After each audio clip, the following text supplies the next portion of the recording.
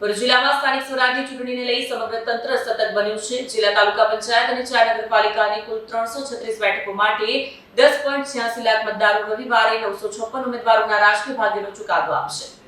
ભરૂચ જિલ્લામાં સ્થાનિક સ્વરાજની ચૂંટણીને લઈને સમગ્ર તંત્ર સતર્ક બન્યું છે। જિલ્લા તાલુકા પંચાયત અને 4 નગરપાલિકાની કુલ 336 બેઠકો માટે 10.86 લાખ મતદારો રવિવારે 956 ઉમેદવારોના રાજકીય ભાગ્યનો ચુકાદો આપશે। 26મી એપ્રિલ રવિવારે યોજાનારી સ્થાનિક સ્વરાજની ચૂંટણી મુક્ત, ન્યાયી, તટસ્થ અને પારદર્શક રીતે પૂર્ણ થાય તે માટે જિલ્લા ચૂંટણી અધિકારી અને કલેક્ટર ગૌરાંગ મકવાણાના માર્ગદર્શન હેઠળ તમામ તૈયારીઓ પૂર્ણ કરવામાં આવી છે।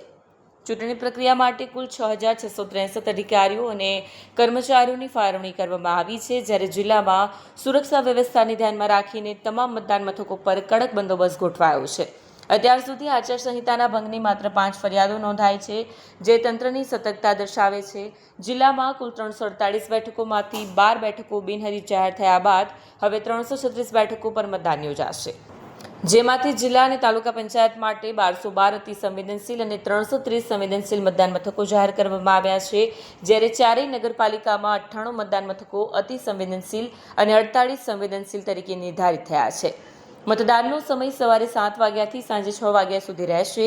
જિલ્લા ચૂંટણી અધિકારીએ તમામ મતદારોને લોકશાહીના આ પર્વમાં ઉત્સાહપૂર્વક ભાગ લઈ પોતાના મતાધિકારનો ઉપયોગ કરવાની અપીલ કરી છે। વિશેષતા એ છે કે દર ચૂંટણીની જેમ આ વખતે પણ રાજ્યમાં અનોખી રીતે આલિયાબેટ ખાતે કન્ટેનરમાં મતદાન મથક ઊભું કરવામાં આવ્યું છે, જે આ ચૂંટણીનું વિશેષ આકર્ષણ બન્યું છે।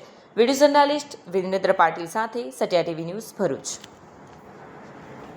રાજ્યમાં 26મી તારીખે 26/4/2026ના રોજ મતદાન યોજાવાનું છે। ભરૂચ જિલ્લામાં પણ એ દિવસે મતદાન યોજાવાનું છે।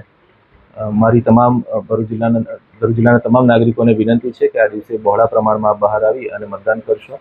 મતદાનનો સમય સવારના 7 વાગ્યાથી લઈ અને સાંજે 6 વાગ્યા સુધીનો છે। આ ઇલેક્શનમાં 2 પ્રકારના ઈવીએમનો યુઝ થવાનો છે। ખાસ કરીને નગરપાલિકા વિસ્તારમાં જે ઈવીએમનો યુઝ થવાનો છે, એમાં આપ જે પણ ઉમેદવારના નામના સામેનું બટન, બ્લુ કલરનું બટન દબાવશો, ટોટલ 4 આપને મત આપવાના છે।